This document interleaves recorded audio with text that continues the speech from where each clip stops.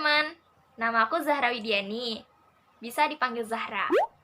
Sebelumnya, aku ingin mengucapkan terima kasih kepada pihak Rumah Cermat karena telah mengadakan lomba daring review novel sehingga aku bisa lebih produktif dengan kegiatan yang positif. Enjoy videonya!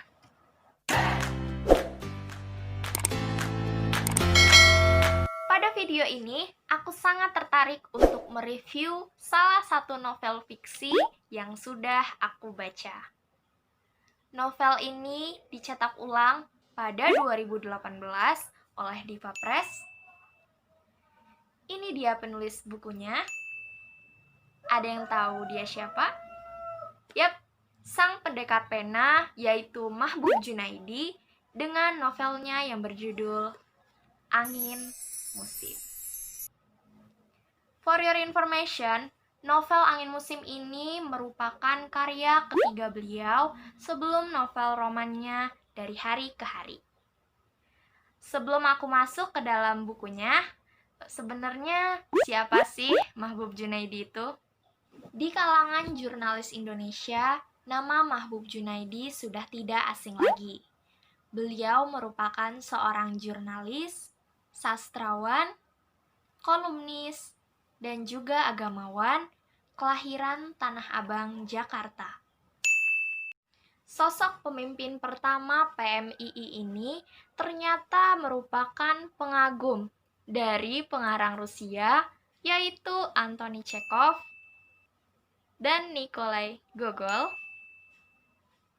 serta pengagum dari pengarang Indonesia, yakni Buya Hamka dan Pramudia Anantatur. Ini aku mendapatkan foto ini. Yap, di sini foto Pak Mahbub yang berkacamata sedang duduk bersama Pak Pram, penulis buku Bumi Manusia. Foto ini diambil di Rumah Utan Kayu sekitar tahun 1994. Novel ini ditulis Pak Mahbub saat ia mendekam di penjara Nobaya akibat tuduhan subversif pada April 1978. Pada tahun 1985, untuk pertama kalinya, novel ini diterbitkan dan diedarkan. Tetapi, yang aku baca ini merupakan cetakan ulang pada tahun 2018. Perbedaannya itu hanya di covernya saja, kalau yang dulu seperti ini, dan yang sekarang seperti ini. Terus gimana bukunya? Pertama kita bahas covernya dulu.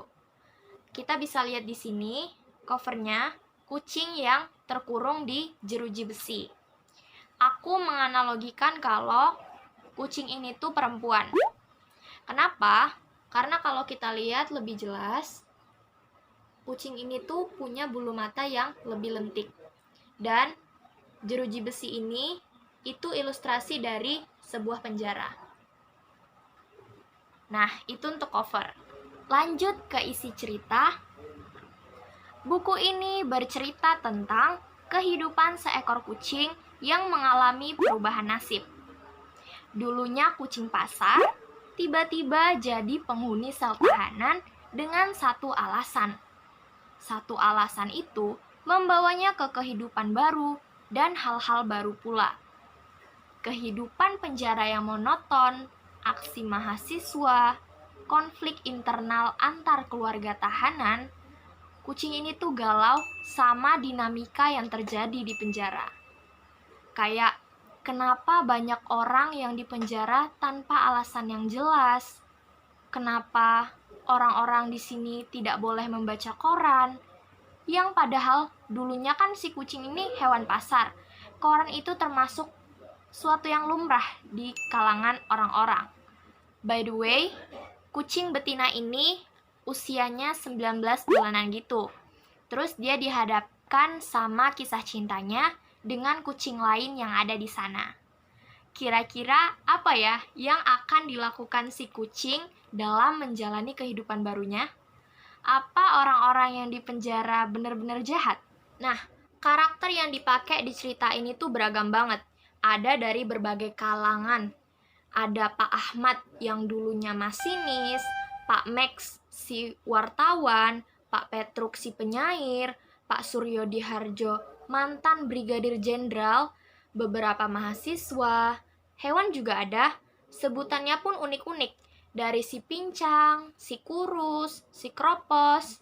Untuk plotnya sendiri, seputar sudut pandang seekor kucing terhadap dinamika penjara di balik tragedi 1980-an.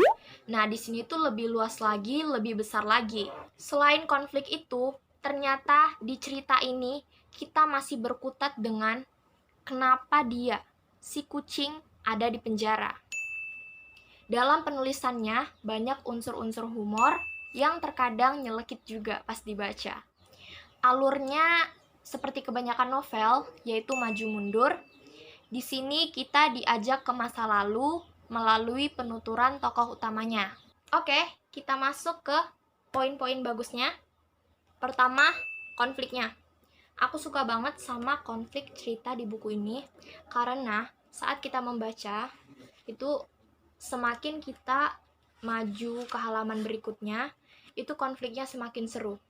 Banyak banget tantangan yang dihadapi si kucing di sini. Cara dia menyelesaikannya, pemikiran-pemikirannya, pokoknya seru dan bagus banget. Yang kedua, karena buku ini menurutku buku yang berani. Banyak banget bagian di buku ini, bagian di ceritanya, yang mengandung kata-kata yang satire atau nyindirnya tuh wow banget. Maksudnya wow banget itu, maknanya tuh dalam banget bagi pembaca sepertiku.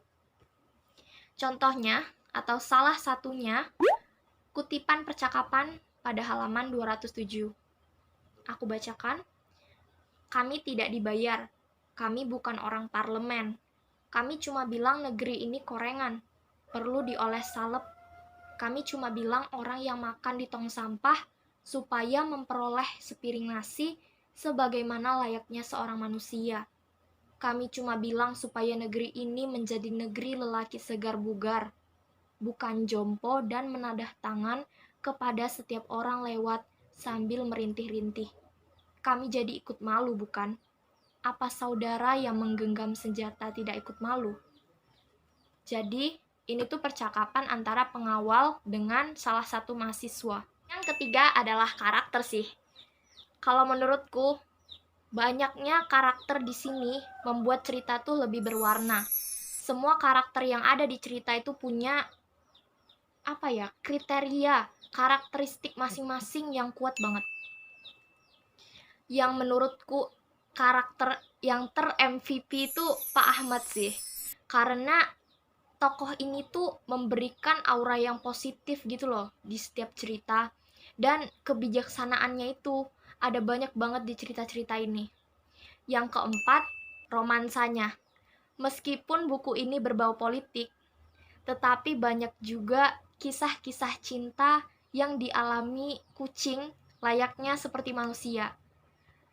Yang paling aku suka itu ketika tokoh utamanya menceritakan kisah cinta ayah dan bundanya sendiri. Itu pas baca tuh senyum-senyum sendiri gitu loh. Romansa di buku ini tuh juara banget. Yang kelima, pendalaman cerita. Selain kisah ceritanya yang unik, buku ini tuh bisa membawa aku sebagai pembaca ikut larut ke dalam apa yang diceritakan. Ini sangat sulit karena dalam membaca beberapa buku aku tuh kadang gak ngerti gitu loh sama jalan ceritanya gimana. Tapi di sini aku tuh bisa langsung memahami, merasakan apa yang dirasakan oleh tokoh-tokoh di cerita ini. Humornya tuh gak garing, jadi disampaikan tuh dengan cara yang berbeda juga.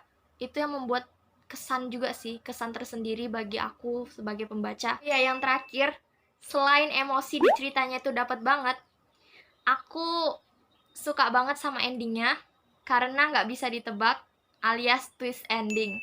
Jadi menurutku klimaks di cerita ini dapat banget. Itu untuk poin bagusnya. Kekurangannya sih karena buku ini terbitan awalnya tahun 85, jadi masih banyak ejaan-ejaan lama atau diksi-diksi lama yang aku sendiri kurang paham. Mungkin kalau dibikin di bawah buku istilah-istilah kata akan cukup membantu sih. Pesan yang aku dapatkan setelah membaca buku ini adalah terdapat di salah satu kutipan pada halaman 310. Bangsa manusia, betapapun berantakan tanggapan mereka, ada seutas benang yang bisa diraba. Akan halnya binatang, kami bagaikan pasir yang berasal dari sungai yang berbeda-beda. Bahkan ada yang sekedar dari comberan. Karena itu, sebaiknya membiarkan mereka menentukan jalan hidupnya sendiri-sendiri.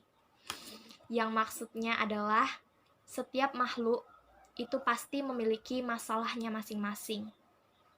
Perbedaannya adalah tergantung aku dan kalian menyelesaikannya. Apakah akan terus takut atau akan berani menyelesaikannya? Untuk video ini, aku suka banget sama novel Angin Musim ini. Si penulis ingin mengajak kita untuk mengetahui sisi lain dari kehidupan politik melalui kacamata seekor kucing, dan menurutku berhasil banget dalam menyampaikan hal tersebut. Nah, saatnya aku merekomendasikan novel ini bagi kalian yang suka isu politik, penyuka dark humor, atau mungkin buat kalian yang lagi nyari novel fiksi, kalian harus masukin novel Angin Musim ini ke dalam list bacaan kalian. Terima kasih semuanya yang sudah menonton. Terima kasih kepada Rumah Cermat. Sukses selalu. Aku akhiri. Sampai jumpa.